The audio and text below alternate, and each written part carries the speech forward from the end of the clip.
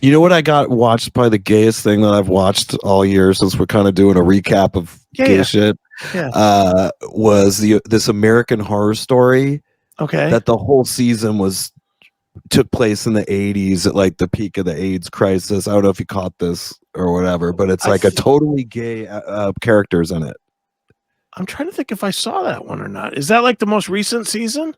It's if you look at the picture that it has for it, it shows like a dude, Marilyn Manson kind of dude I did for the see that. photo. Yeah. I watched this. Yeah. And I got sucked into that. It was Yeah. really weird. It was trippy. It Yeah. had like a dude that looked like Mad Max Beyond Thunderdome. Like he was this S&M guy that like Right. had the bondage mask on and the things, and he looked like hulking, like he was from the Desert Warriors of the Mad Max movies, and he's going around killing people, and it was kind of spooky. And Right. I don't know. Did you watch it? I did watch it. Yeah. Yeah, and they were trying to make the characters look all 80s out and stuff with the headbands and the There was a weird scene where, well, that had the one guy from the dudes that go to White Castle. Harold and Kumar. Harold Kumar. Remember, my girlfriend thought that was the name of the Yeah, right. Harold Kumar's in this. Kumar's in this. Nice. Yeah, but that guy actually he plays like the police chief on this season, which he's not gay. His character's not gay, but it was weird because at this one point they were interrogating this one guy and he wasn't talking. They go, okay, you're not going to talk. And then all of a sudden this gay like cowboy, it looked like that it looked like the cowboy that walks around, the naked cowboy in Las Vegas or something. Right. Comes running out, and all he's wearing is a jock strap and his ass is hanging out. He's runs up and slaps the shit out of this guy out of nowhere. It was really, really weird. Like, what? The police department has a dude that just sits there waiting to come out and gay smack somebody around. Yeah. Dude, there's a lot of weird shit that's out there on TV. Like, have you watched, and I know we're just rambling here, but have you watched this show, The Peripheral on Amazon Prime? No. This show, the premise is good, but the presentation is a bit tough. So it's you kind of like, it's this girl and this guy, and it's set in the future, but only a few years in the future. It's not like 50 years in the future. It's like 5 years in the future or something. Okay. And they wear this headset. And when they wear this headset, they transfer themselves to another dimension. Mm-hmm. And they're in this other dimension, and it creates, there's like a whole nother universe going on. And they're like fighting crime and shit like this. But somehow, some way, the other dimension has bled into the current dimension. And they have all kinds of weird shit going on with like invisible cars. And that's cool. Yeah, it's cool. But at the same time, then they again, with the social justice shit, they start wedging that into some of the plots. And it's like, it's like social justice John Wick. It's like, I don't want to watch that. I just want to watch John Wick. Just let me see each other beating each other's ass. That's what I want. I like when they have like cars racing other cars and the car turns invisible and they run into it and they're dead because they didn't see the car coming and they hit it at like 90 miles an hour or whatever, the stopped car. Did you see? I like that. Did you see Nope? No. Nope. Oh what's man, that's really good. Nope, you might have to actually rent it or something. I don't even know if it's like, but I saw it on Delta Airlines for anybody traveling. Okay. In the near future, it's on there, and that's where I first watched it. And it's like a unique UFO movie, and it's from the Peele brothers. If you've seen any of their stuff, they're similar to like the M. Night Shyamalan plot twisty kind of movies. Sure. And this one is a really cool UFO. Kind of takes place out in the boonies of in the desert somewhere in like a rural spot. And it's cool, man. I don't want to spoil it, but Nope. I'll have to check that one out. Nope. I'll tell you one I said nope to, even though I watched it like a dummy, but I'll tell everybody this one so they say nope to it. They, Them on Peacock. Ugh. I should have known. I mean, I should have known. It's called they them. It's obviously pronouns. Are those it's pronouns? Obviously, Are those supposed to be pronouns? Yeah, yes. I should have known. I only watched it. This is just bare bones truth. Kevin Bacon is usually good. He's rarely awful. I mean, I honestly can't think of another movie that he's ever been in where I walked away thinking he's terrible. I can't think of one. And then the other star of the movie is a guilty pleasure and a half of mine, Anna Klumsky, who was she was in My Girl, obviously with Macaulay Culkin when she was like 10 or whatever. No, that's not when I had the guilty pleasure crush on her. But she was in that show Veep with Julia Louis-Dreyfus. Oh, right. Okay. And she is Chris Aiken perfect. She's like 5'2", giant tits, beautiful face. She really grew up pretty. Perfect. Just perfect in my world. And she was in that Veep show, which she showed a lot of attitude and she was fun and whatever. So I'm like, okay, I like her. I like Kevin Bacon. I hate where this premise is leading me, but I'll give it a shot because it came out during like Halloween too. So it was like a horror movie. And I'm like, all right, I'll give this a try. This was the worst. It might be the worst movie that is out there today.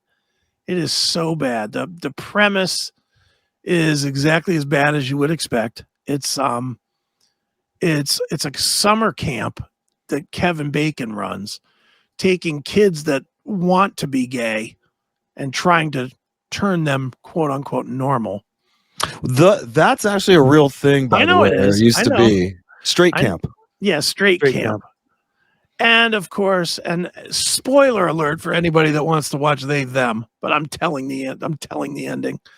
So turn it off now if you don't want to know.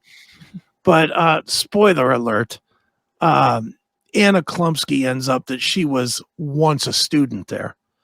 And now is the counselor that's doing all the killing. She's killing all the other counselors and all the other kids.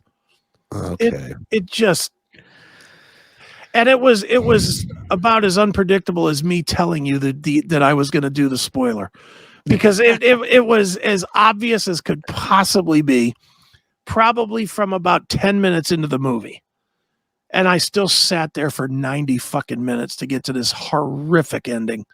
Just miserable. How did she look in it? Looked good. Well, at least it had that going. Yeah, I did have that go, but she was too dressed. They should have had her kill somebody around a pool or something where she's in a bikini or something. Service my cause, for God's sakes. I need to see her. But so was she playing a gay character too, or like a self-hating person, or they didn't really say. That was the whole, again, character development 0 level. I mean, they just said, "Oh, well, this is Molly. She works in the office." And that's all we got. And then they would just they never told anything about her history. They never said nothing about her. They just had her. The counselors would say, "Well, we're doing this," and she'd be like, "Well, you shouldn't do that to them. That's not right." But they never told why she thought that or nothing. Just it just sucked.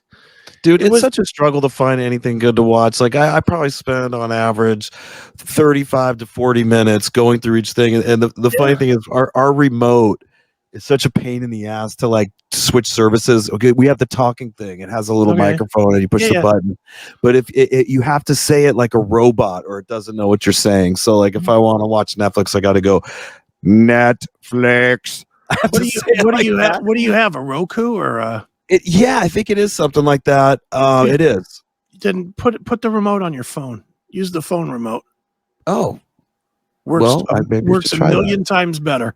This one I have to go peacock. No. Put the remote on your phone. But I just go through it, man. It's ridiculous trying to find something, and nothing really that good has come out. Nope was probably the best movie I've seen. I'm gonna check out. Which the Western one you're saying? Yellowstone. I'm going to write that down right now. The first 4 seasons are on Peacock, and season 5 is on Paramount Plus. Okay. Which Chris was gracious enough to give me access to. Well, you're my brother. It's for family. Thank you, sir. But yeah, it's Yeah, I mean, Yellowstone, great, but you're right. There's just such awful TV right now. It's like, dude, and I try everything. I tried that fucking horrible Munsters that Rob Zombie did. That was You didn't like it. no. You didn't like it. Okay, I thought I wasn't going to like it, and it wasn't. I didn't think it was that bad. Oh, stop. That was so, dude, that was like going to a costume party. It was so cheesy. I think it's hard just to get used to seeing it in color because that was like a black and white thing. That did bug me. I won't lie. That did bug me that it was in color. But it also bugged me. What bugged me the most was Rob Zombie saying, "Hey, if somebody offered you $50 million to make a movie, you'd do it too." Hell yeah. But he doesn't care. Interesting. It was a prequel, not a prequel, but like it was a backstory on the Munsters, which I thought was interesting. So it was kind of like Eddie Munster's not in it yet, you know. Yeah. And whatever. I hated it. Did you know this little fact that Christy Stevens lady, her grandfather designed the monster in the Munsters that lived under the stairs. Like he designed all that. No kidding. Wow. Isn't that cool? That is cool. I think I said that right. Yeah. Well, hey, I'll tell you what, it's cooler than being involved with the current Munsters. I'm gonna say if you told me she's involved in that, I was gonna be like, oh, wonderful. Yeah, I hated that. I really hated this they them. I hated both of the last two Halloween movies that they debuted on Peacock. You know, it's like, oh, just stop it, dude. There's really, I'll tell you what's good that just came out, a normal regular movie, I guess, and it's very well hyped, and I will say it lived up to the hype. Was the Top Gun Maverick? Right. That was good. Did you see my photo that I was at the Top Gun house yesterday? Yes, I did see that. Okay, because I do live right there. I could literally walk there. They've actually moved this house. Initially, it was a little closer to where I live, but they've moved it down the street a bit to preserve it. They've also changed the whole look of it too. Like I remember it being like a little yellow house or something, and it used to have like dilapidated sign out front that had like Tom Cruise and Kelly McGillis. You know, that one shot where they're standing together and or whatever, the jets in the back, and they're like, this used to be that spot, and this was the house where in the original Top Gun he banged Kelly McGillis, right? And he's revving his motorcycle and down the Strand. And so that's actually where I live. And so yesterday we were out walking with the kids, and they've turned it into a pie stand. A pie stand. Is that to represent Kelly McGillis now? I guess, man. I don't know why it got turned into a pie stand, and not only that, but it's a just an egregious, absurdly priced pie shop. Yeah, $13 for a slice of apple. Come on over. Guess how much a pie costs there? $50. Well, that's a little more than it costs, but it was $35 or something. Still, it's $35 for what does a normal pie cost? Like $8? Yeah, I mean, there's an expensive pie around here called Julian pies that come up from the mountain, Julian, but they try to charge some for. But otherwise, pies shouldn't normally be more than $12 for a whole pie. Yeah, I was gonna say if you go to if you go to a grocery store or whatever, isn't it like $8-10, something like that? Yeah, yeah. I'm not a pie guy, but. Right. These are like pie lollipops that they sell. Well, first of all, they put a little menu out front of the place, and I don't know if you have time to grab it, the photo or not. You probably don't. What's it called? The photo I was gonna say is on my Facebook or on there. But they put a little menu out there for the pricing, and so the one thing that does look affordable, if you had to buy the whole family something, it says slice pie or whatever, $5.55. Well, what they mean is it's a little lollipop with a piece of pie on it, and it's like almost $6 or something for that. And then if you were to buy like an entire pie, you'd be looking at $38 plus tax. But the coolest thing is they put a replica of the motorcycle that Tom Cruise drove in the movie. They keep right in front of this place. It's like mounted on the front, And so all the tourists walking by, yep, that's the place. There it is. This is right on Pacific here, right? Like looking at the ocean or whatever. 216 Pacific. If you want to look it up on Google Earth. But so they moved that. This is now the place, and then the motorcycle. You can kind of see at the bottom right there. And then I took a photo on it too, because I didn't realize you could actually get on this motorcycle. Like first we took a picture like in front of it, and then we saw the little kids like climbing on it. I'm like, shit, I want to climb on it. So I took a photo too. Nice on there, but yeah. Nice. Dude, that's cool. I did not realize that was that close to you. I saw the picture a little earlier today. I was like, wow, that's pretty cool. Did you watch the movie or no? The new movie? Watched. Okay, so on the plane on Delta, I did because I've just been kind of Tom Cruised out, if you will. I'm with you there. So I was really like putting it off, and I know everybody's been excited about it, but it was like I'd seen everything on Delta Airlines at this point, and that was the last thing left to watch. And so I started watching it, and I'm halfway through it, and it is good. It is good. Yeah, I'm halfway. Don't ruin the ending. But I'm at at least the part where he's called back in to train these people for this mission, and he's out doing the training with them. I got about that far, and then my flight landed. I'm like, shit. Well, it's on Paramount if you want to finish it. It's okay. It's there. It's on Paramount. Worthy for a mainstream movie in 2022.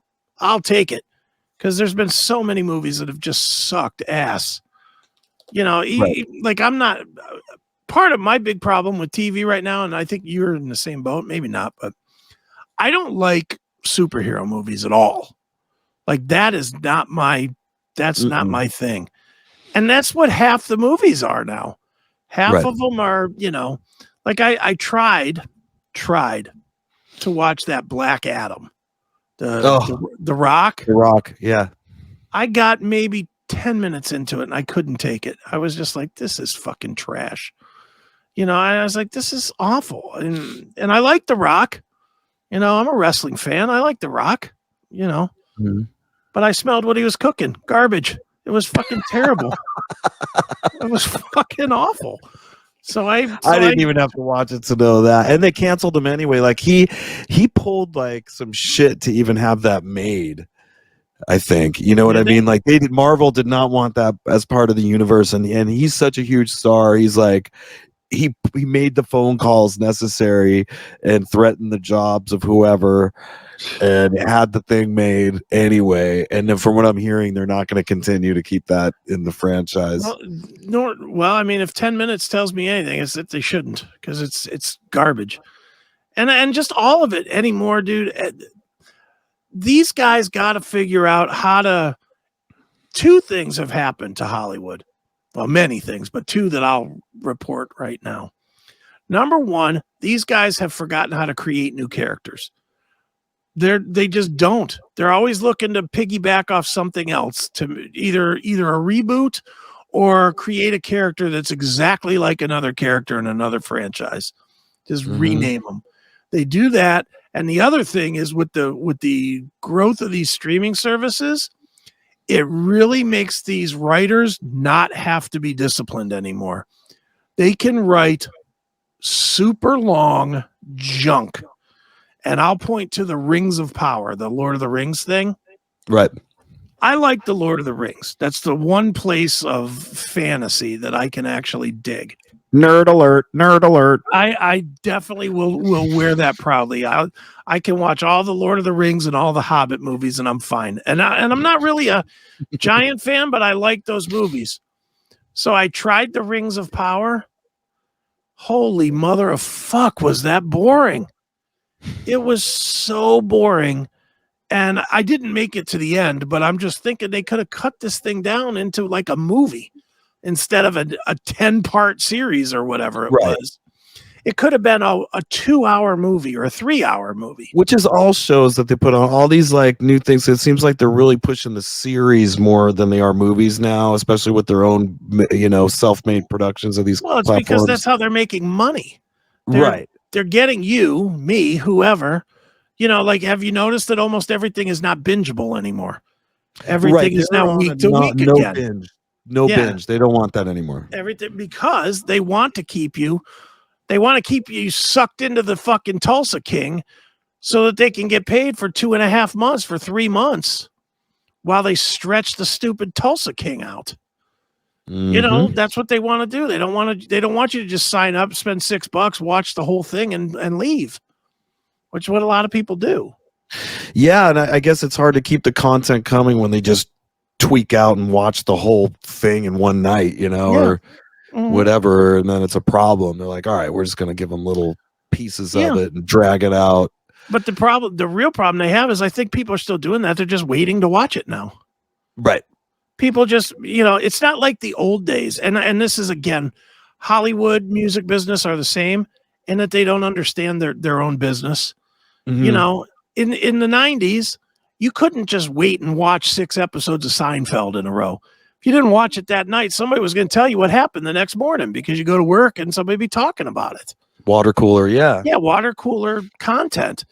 That day's done. Nobody watches TV anymore. Nobody watches TV on the TV schedule anymore. Right. You know, nobody does. I mean, dude, even people that watch, like, I don't know, The Tonight Show or something. I would bet you the number of people that watch The Tonight Show at whatever was that, 11:35 it comes on. I'll bet you that number is probably 10 times less than the people that watch it the next day at 5 o'clock on demand as they're going home or whatever. Like our show. Like our show, yeah. Yeah, I mean, we definitely, I mean, we've done pretty good numbers tonight, I'm assuming, but we will do 10 times the numbers that we did tonight during the week. We'll do 10 times the numbers because it's on demand. It's when it's convenient for them. Right. Some people are not available Monday at 8 o'clock, but they're available tomorrow morning at 9:30 in their car. You know, and that's how it works today. It's a weird, we're in a weird place with it, but the fucking business doesn't adapt to that at all. Wasn't there something too, like when Breaking Bad, because that was one of the first like binging shows, weren't the other shows mad that nobody was watching their shit? They were like, everybody's watching Breaking Bad and our ratings are shit. Yeah. So now maybe this way forces people to kind of delve into other shows they might not checked out because they got nothing. Their show's not going to be on again now for however bit of time. Maybe. But if these guys, if they really want to do it right, you could put out a bingy show, one a month. You only got to do 12 shows. Fucking Netflix. How many shitty shows does Netflix put out in a month? Right.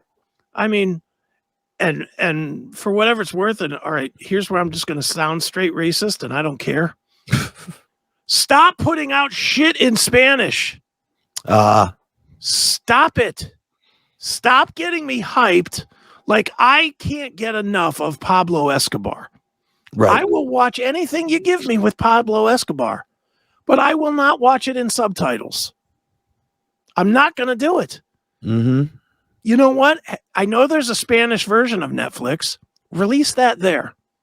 Or release it in a category that says en español.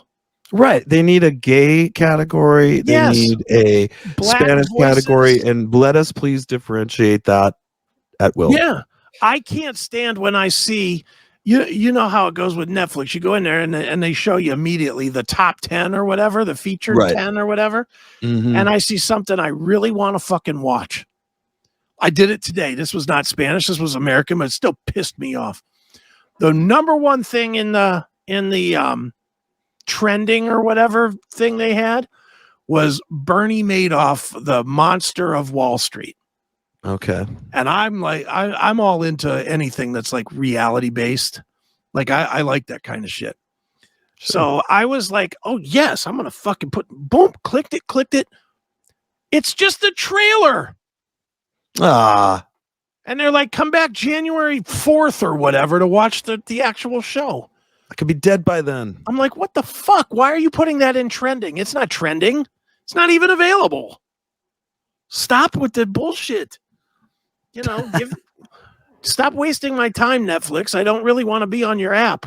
I have really strayed away from Netflix. It's like unrecognizable as anything. When it first started, it was the greatest thing because it had so many old movies that were cool from back in the day, and I loved it. and then it just went to shit, and then they started doing their own stuff. But I think we've lost it forever. And I don't know what you expect from when Microsoft takes over, but it can't be good. Can't be good, but I don't think it'll get any worse. It's already been horribly ruined by wokeism. It's been hard, dude. I mean, we've done, how many shows have we done on the CMS just destroying shows for being, you know, the woke one day at a time and shit like that, where we just fucking murdered that show. Where's the network though that's going to put all my favorite movies from when in the 80s when I was a kid that I never see them anywhere? Like example, I was thinking of this movie the other day, Dan Aykroyd, Dr. Detroit. Yeah, I don't know. Like that's never on. There's tons of movies like that I wish could just be on just to remember my youth. And I'll bet you they're out there, but they're on fucking bullshit channels that you don't know. They're like on Popcorn Flicks or, you know, shit like that. And I don't know anything about Popcorn Flicks. I just know it's a real channel. It's something called Popcorn Flicks. But dude, I'm gonna be honest. For that kind of entertainment, that shit is all over the free channels. The Tubies, the Stir is a good one, STIRR. Stir, Tubi, Pluto TV, and Zumo and Plex. Those are the big those five. Are all free. Those are free all 100% free. Plex, oh, shit. Plex, Stir, Pluto, Zumo, which is XUMO, and Tubi, I guess, is the fifth one. But no, just Talk Tubi. Yeah, Talk Tubi, my other show. You know, but those have a lot of those old movies in them. You know, and I mean they definitely have the commercials all jacked up into them. Sure, that's all right. You know, but I'm getting to the point now where it's like, okay, I can pay $10 for this or $20 for that or whatever, or I could just watch it for free and I could deal with the commercials, but it's better programming. Like, dude, like another one that's free, Crackle. I don't know if you ever watched Crackle. I know Crackle. I do have that. Crackle has a lot of great programming on it, just lots of it.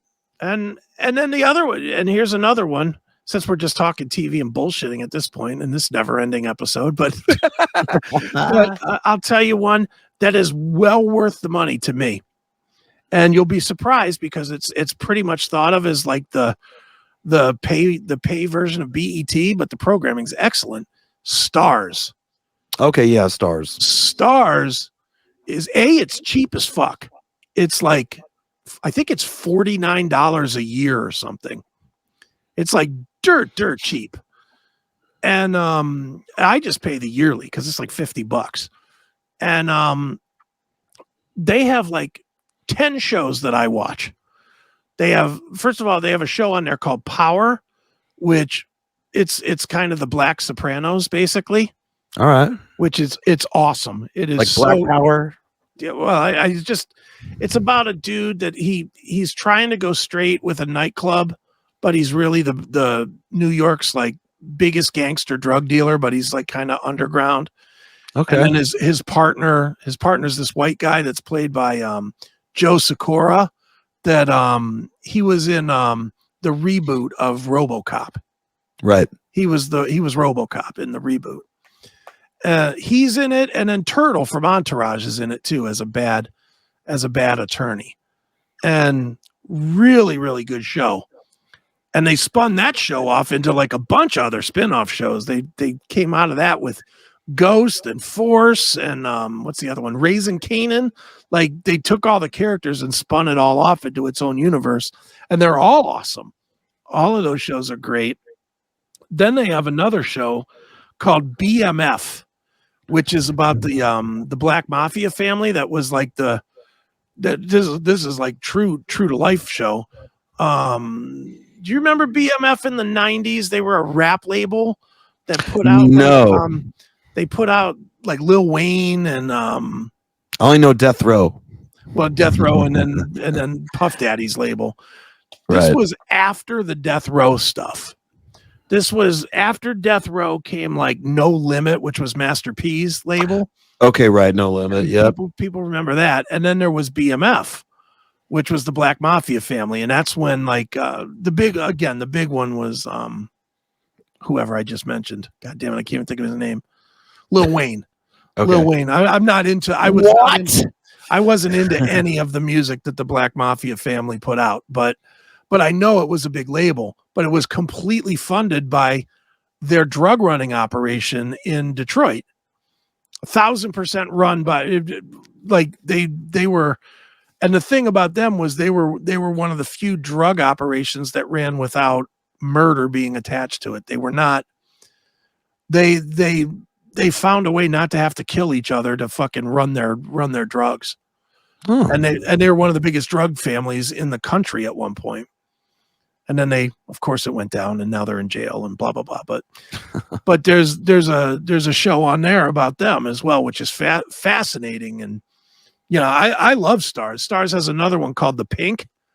Or that's the name of the club. The name of the show is Pussy Valley or P Valley. I was thinking to myself, Pink I was going to make a stupid joke. It's definitely a pussy joke. Well, actually, no, the show's called Pussy Valley. Yeah, it's called Pussy Valley. And it's now that one, I will say, as much as I love the show, anybody that is really, really put off by social justice will hate this show, because there's all kinds of gay and trans and you know, stereotyping, and white guys are the devil. I mean, it's every stereotype you could think of known to man is jammed into the show. But the show's great anyway. It's basically following the life of these people that work at this really seedy, dirty strip club in like the swamplands of Louisiana. Oh, so it's really dark, and it's called, the name of the club is Pussy Valley. Well, the name of the club is The Pink. Okay, so where do they get? Do you think the name Pussy Valley? Where does that tie? I think it was the name of the book that it was based out of. Was just Pussy Valley. Like, I think it's just a nickname for the town, because the town has some big long name. It's like Aliquipamica or something like that. It's some weird long name like that. and I think that the nickname that they called it was just Pussy Valley because of that strip club. Wow. And like even the show, when they do the intro to the show, they show the sign that says Pussy Valley, and then the pussy part, the ussy, shorts out, so it just says P Valley. But it's Pussy Valley. That's the show is definitely called Pussy Valley. It's almost like weird they would go for that too. You would think that would cause them not to be able to get as much exposure. But I think that's why they officially call it P Valley. P Valley. I think it's officially called P Valley, but anybody who watches the show calls it Pussy Valley because they bang home the name that it's Pussy Valley. What's the show? Every time I see it, it looks like it says penis, but it's like says like P. It's like weird how the font is on it. Oh man, I'm sorry. I brought that up about having the actual name of the show. It's like penile or no. It looks like penis, but I don't know. I'll have to look it up for next time. Yeah, I don't know that one. But yeah, I watched the shit out of Stars because it's cheap. It's $50 a year. You know, I mean, it's $50 a year, and it's $50 well spent, because there's at least 5 shows that I absolutely love on that channel. And for $50, that's worth it. Netflix, I don't think there's 5 shows I want to watch on that channel. There's nothing on there anymore. Just and awful. You're paying even like Hulu's over $50 a year, right? I mean, that's Hulu's probably 90 to 100. Yeah, Hulu, dude. I have some channels that I keep because my mom watches them still, and the 2 we just named are those 2. I don't. I go to Netflix maybe once a month now. I go to Hulu almost never. I mean, really, almost never. Most of my watching these days is on Stars or on Paramount or on the free channels. Because luckily they're all free to me because Susan pays for them. Well, there you go. Perfect. There you go. It's the best way. I mean, I'm a TV junkie. I've said that a million times. It is my My absolute vice. People think I'm a music junkie, and I am. But if it's music or TV, it's always TV first. Always. I think you provided a great service to our listeners today, because it's hard to find good stuff, and you need to be told what's out there that's worth a shit. And you saved them some trouble, man. No, I try to. Dude, I've been doing that with Chris Akin Presents since we started. You know what's a show you would probably like? You who, likes to engage in the pot smoking. Yeah. There's a show, and here, this is a free one for everybody, and you can look it up on Chris Akin Presents to see my whole review of it. There's a show. It's called Sprung. Okay. It's on Freevee, which is like Freevee, which is the offshoot of Amazon. Okay. It's the free version of Amazon. And they have a lot of good shows on there too, because like Bosch Legacy's on there too. That's a great show. But the show, you'll love this. Since we hated the premise of the Tulsa King so much, it's almost the same fucking premise. The premise is, because of COVID, these two guys that were roommates in prison get let out of prison, as well as this girl that was also in the prison. And the one guy was quote unquote dating the girl while they were both in prison by talking through a tube through the toilet to her. It's fucking retarded. Totally ridiculous. How do they come up with this shit? It's beyond ridiculous. But then they get out and they find that they've been lying about what they look like and shit and whatever. But then the show, again, just like the Tulsa King, is guy gets out of prison after 26 years, I think he's been in prison, and doesn't know how to survive. Plus, we're in the middle of COVID. So you got all the COVID restrictions, as well as, what is this? What is this brick that has light on it? I don't know what it is. It's ridiculous. But the difference is, when this is what makes this one good over that one. Mm-hmm. This one is comedy. It's meant to be funny. Okay. They're poking fun at the COVID restrictions. They're poking fun at him being this stupid. That's okay now. Like, apparently, and even last night we caught, what sucked us, it was Bill Burr. Yeah. Bill Burr, the comedian. Like, they did a preview of his jokes, and one of them sucked us in because he said something funny. He goes, in a relationship, there's two types of people: the ones that do the dishes and the ones that let them soak. And that got us, because that's totally our fucking beef, right? Me and my lady. Like, she's a soaker. Do you like Bill Burr? What's that? Are you a fan of Burr? I think he is good, but he was trying to take on the COVID shit. You know what I mean? He was trying to kind of poke fun at play both sides of the fence. Right. Where, in my opinion, anybody who backed any of that shit's a fucking moron, and you don't have to play both sides of the fence, Bill. Yeah, I agree with that. I'll give you a Bill Burr one here. While you got your pen out, write this one down too. You'll like this one. And since you have the Roku, on the Roku channel, which tip for everybody listening who doesn't have a Roku, you don't have to have a Roku to have the Roku channel. You can have the Roku channel on an Amazon Fire Stick or an Apple TV or whatever. Bill Burr has a little show called Immoral Compass. Okay. And this is the way I think TV is going to end up.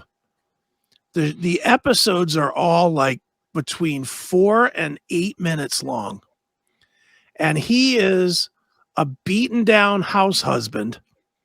And it's just him sitting in his garage bitching about his life for 8 to 10 minutes in front of a camera as he gets home from work as like a mechanic or something.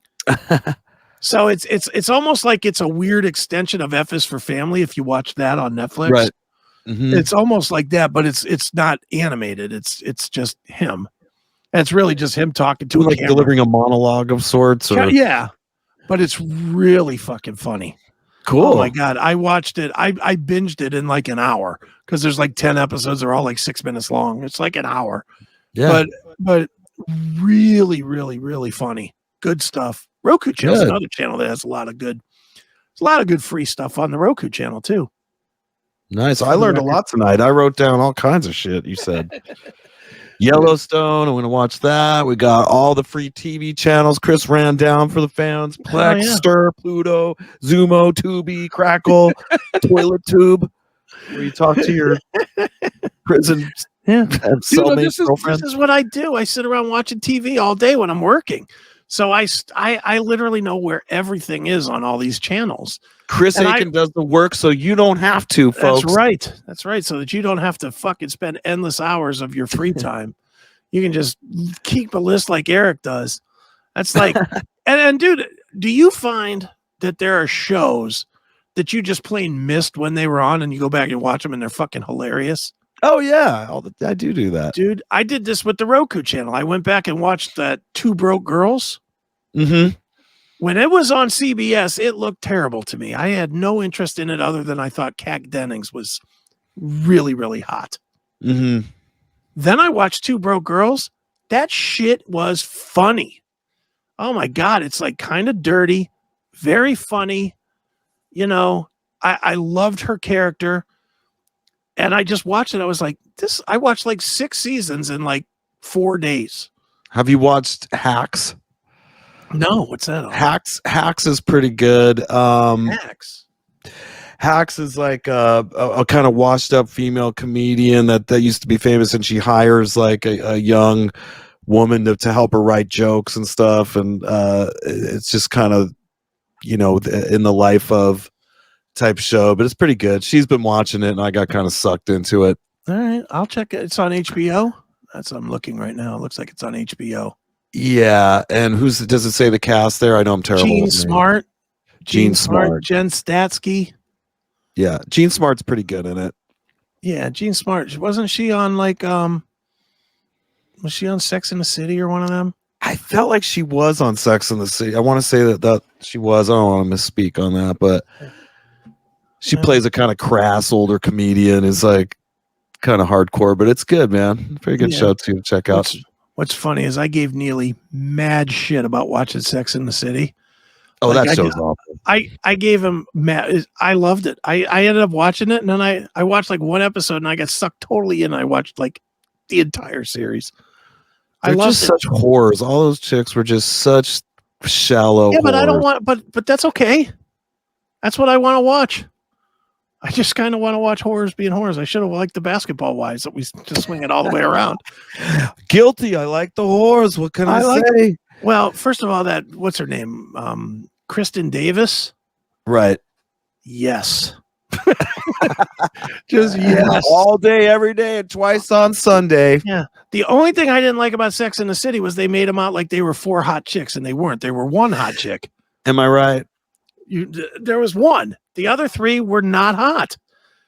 You know, the old one that was, you know, the whore in Porky's. She was no better. Whatever her name is. I don't know, the one that was Samantha. Mm-hmm. I don't know what her real name is. I only know her as the whore in Porky's. I remember Sal or Jessica Parker. What's her name? Yeah, Sarah Jessica Parker. Ugh. I remember her from Square Pegs. Yeah. This was a punk rock Valley Girl show from the early 80s. And so to me, she'll always be that chick, which is not sexy. She was a dork, you know. Well, she's not sexy in Sex in the City. Not at all. She's not sexy in that at all. Mm-hmm. And then the redhead. Come on. That's rivaling Michelle Obama on dude status. I mean seriously. Ouch. That is tough. That's Michael Obama. Yeah. And I don't know what that girl's name is, and I use the word girl very loosely on that one, but yeah, it's 3. That's the only part that really bugged me about Sex in the City is they put them up as these 4 hot chicks just running through New York. And it's like, no, there's 1. There's 1 hot chick running through New York with her 3 ugly friends. You know? Mm-hmm. I mean, dude, that goes back to the old adage of the 1 hot girl that takes her ugly friends to the bar. Yeah. You know, so that she cock block and make her look better. Yeah, exactly. That's what Sex in the City was to me. But the one that was hot was also the one that didn't want to date. That was the brunette, right? The little brunette. Yeah, the little brunette girl. Mm-hmm. Agreed. Kristen Davis. She was hot. The other 3 were not, but yet they first of all, they tried to play Sarah Jessica Parker as like super hot. And it's like, Jesus Christ, she wouldn't be hot at the Kentucky Derby, for God's sakes. She's fucking not hot. She's just not hot. And then the other one, yeah, exactly. Want to put a bit in her mouth. It's like, Jesus Christ. And then the other one, again, and again, maybe it's, I can't get past the stereotype, but all I remember her as is the loud moaner in Porky's. Mm-hmm. That's all she'll ever be to me, is the loud moaner in Porky's. And then I remember my parents, like, or my dad talking about, hey, have you seen the show Sex in the City? It's like a porno. Yeah, I was like, ew, I'm not watching that. It's dirty.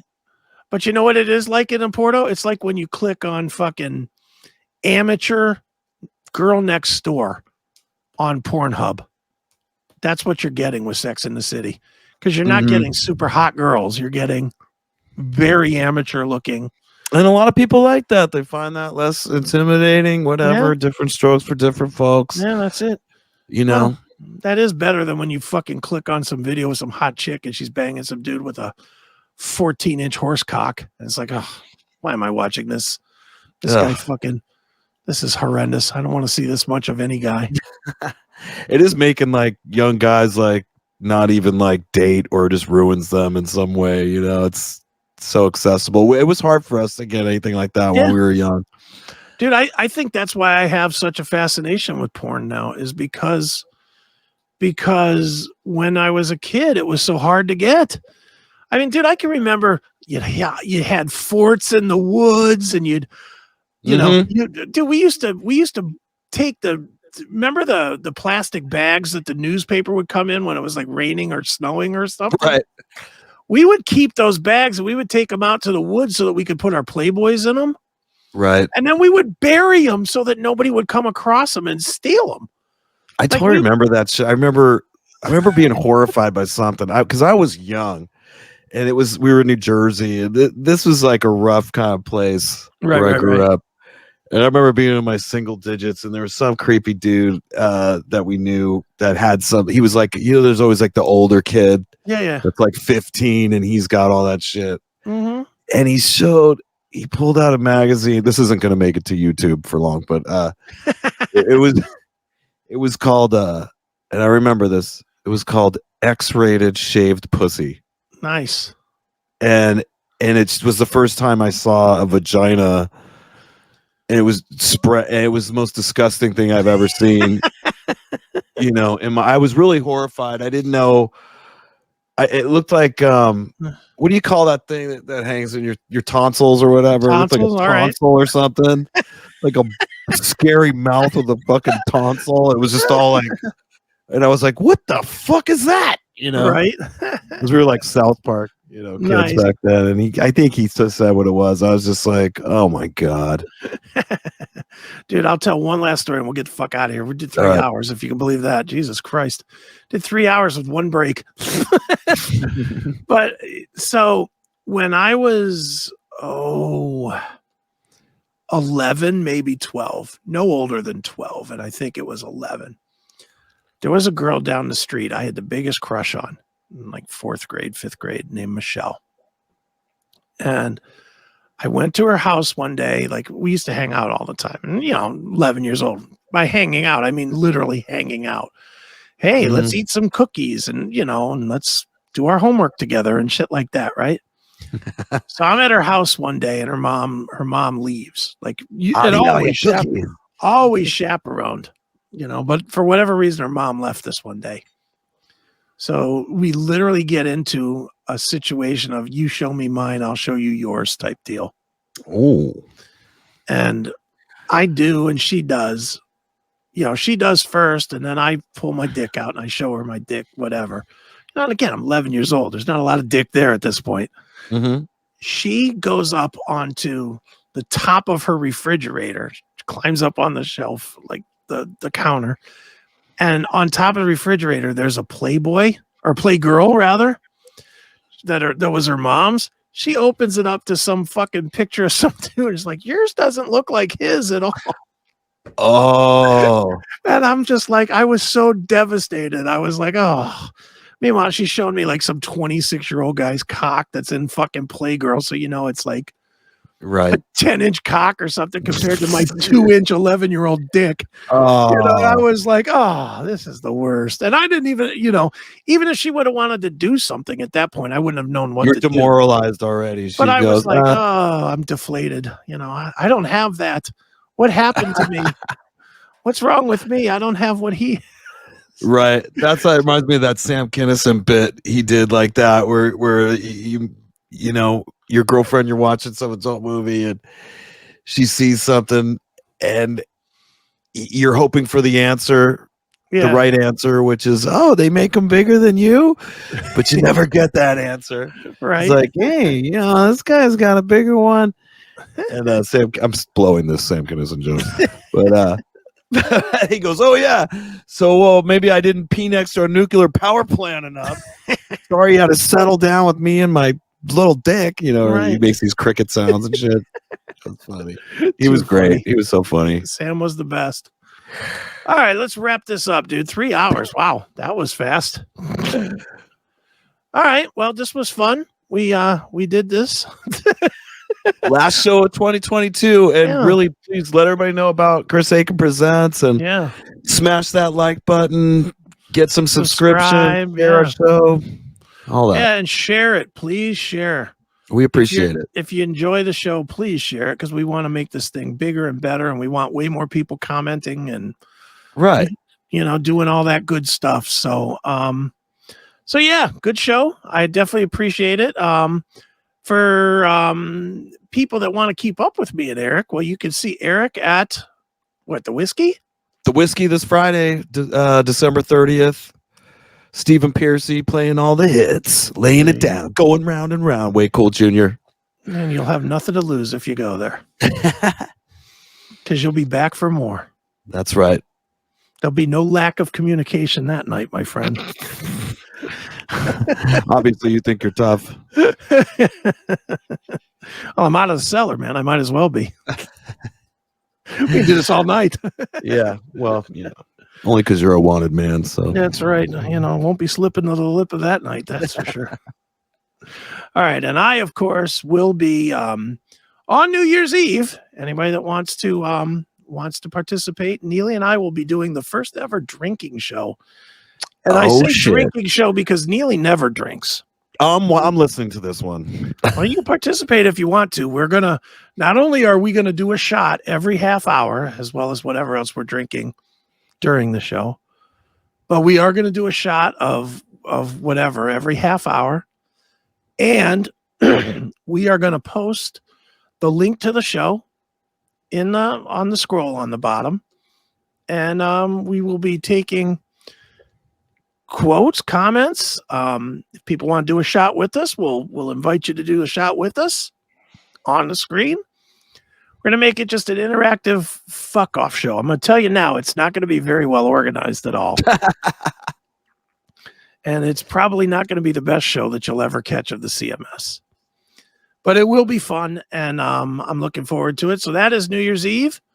And then Eric and I will be back on the 2nd. That's right. I think the 2nd. Yeah. So there you go. Plenty to do. And of course, Chris Akin Presents. There are a couple of interviews that are dropping this week. I know one is a band called Kill Ritual. For the life of me, I don't remember. Let me see. I should tell you who. I should probably be able to promote my own fucking dumb show. On the 30th is Kill Ritual. On the 26th, that would be today. Oh no, on the 28th. On the 28th is Sammy Pierre Douay of the band Goat Horror, and he's been in all those NOLA type bands. He's involved in that whole down crowbar world. Okay. So he's talking about his band or his new album. I think it's called Hung on the Arches of Angels, I think is the name of it. It's real heavy. All right. Real heavy shit. So check that out. Sammy Pierre Douay of Goat Horror on Wednesday. Kill Ritual on Friday. Neely and I on Saturday. Eric on Friday if you want to get out of the house, you LA peoples. And that's that. Let's get the fuck out of here. All right. Happy New Year, everybody. Have a safe one. All right, people. And until next time, it is Eric. It is Chris. And this has been Chris Akin Presents. See ya.